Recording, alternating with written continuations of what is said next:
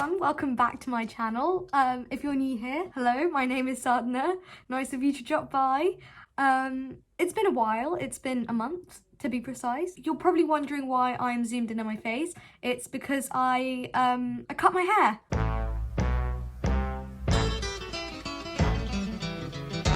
And I cut it myself, and you know what, I'm pretty happy with it. It's kind of a part of me trying to make a change in my life. Basically, in this current time of so much uncertainty and kind of stress, it felt like there weren't many things in my life that I was in control of.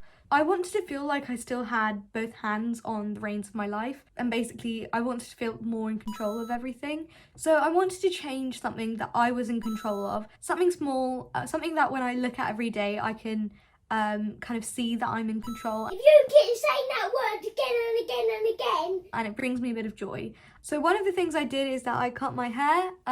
It's a bit uneven, and I cut myself some curtains as well. So I wasn't expecting to go this short, because my hair was like down to here, and I expected to like cut maybe this much, and then I obviously cut a bit more than that. I'm just gonna pull and cut. That's my strategy. Pull and cut. I've done it way too short. They ask you how you are, you just have to say that you're fine when you're not really fine, but you just can't get into it because they would never understand. Okay, that's pretty straight. Well done, Sadhana. It's fine. You look fine, Sadhana. You look wonderful. Look at this now. It's like, oh, nice haircut. And then you turn around. Oh my God, what is that? Oh my God, what is that?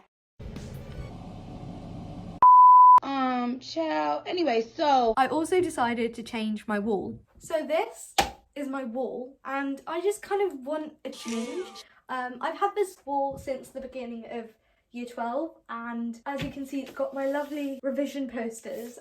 So I'm gonna get rid of the old, out with the old, in with the new. Goodbye clouds of grey, hellos, out with. Let's get on with it. So those of you who don't know, my wall was kind of built up during the past 2 years during my A-levels, and I'd kind of made posters with all my revision, and I'd stuck it up on the wall so I could kind of see all the revision I did and kind of get motivated. But this was like kind of giving me a bit of stress, and also kind of reminding me how like hardworking I used to be, and now I'm just kind of sitting at home doing nothing in my gap year, not even going out, and it just kind of made me really sad. After the autumn exams, I remember feeling so empty and kind of clueless on what to do with my time. I remember I made like a list of like a number of things I wanted to achieve this year and do this year, and obviously not all of them were possible to do. I think I initially made that list due to fear. I was really scared about what some people around me might think when I say that I'm just spending this year kind of taking it one day at a time. And before a few weeks ago, I used to think that there was something wrong with taking things one day at a time, but I realised that there's nothing actually wrong with that. I mean, the world is on pause, and I just want to kind of pause with it for a while. And goals and expectations of what you're supposed to achieve or do in a gap year aren't very realistic. And as long as it's making you happy and not really harming anyone else or affecting anyone else, who cares? We talk about how much blue tack is on here. I don't know if you can see. Can you see it properly? But don't stand so close to me. There is just so much blue tack still stuck on my wall. Oh, I just ripped another piece of paper off.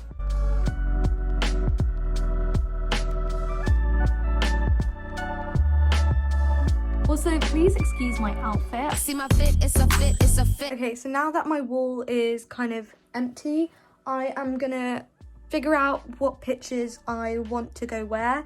I printed out I printed out a bunch of pictures from preprints, and I'm gonna kind of lay them out on the floor and kind of figure out what I want to go where, and then I am gonna stick them on the wall.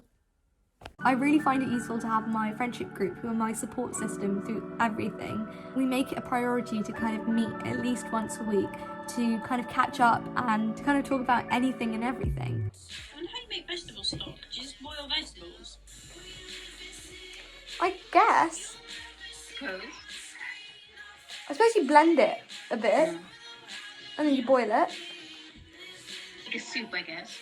And I think having a support system is really important. It shows that you're not alone in this, and it shows that there are other people feeling the same way as you, and that's really reassuring. So yeah, I'm very, very thankful to my friendship group who I know are watching this.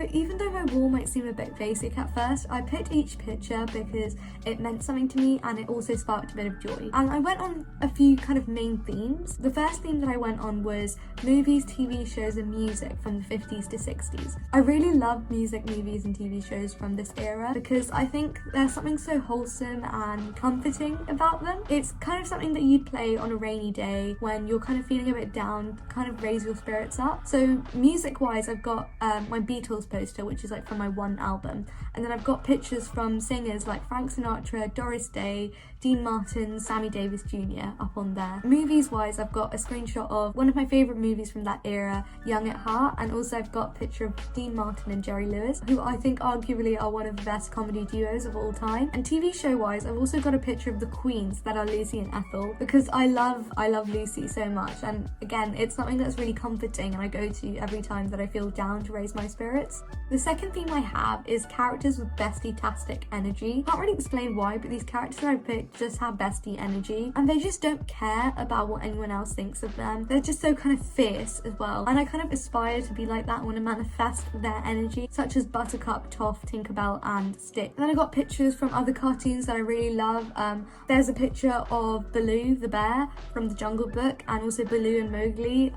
Fun fact, when I was younger, my nickname was Mowgli because I had a mushroom cut and I used to walk around in my pants a lot. Arguably, my haircut right now is not as far as a mushroom cut, but it's closer to Mowgli than it was before. Of course, I had to pay homage. Homage? Homage? How do you say that word?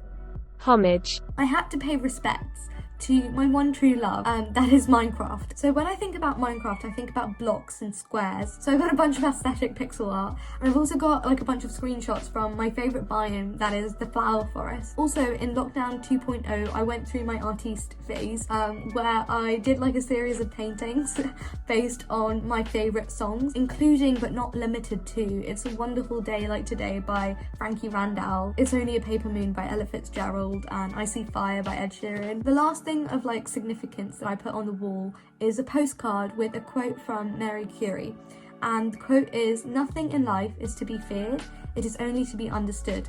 Now is the time to understand more so that we may fear less." And I think that quote is just so apt, especially now, in a time of so much kind of uncertainty and kind of fear of the unknown. It's really reassuring to understand more about our surroundings and kind of understand ourselves more as well.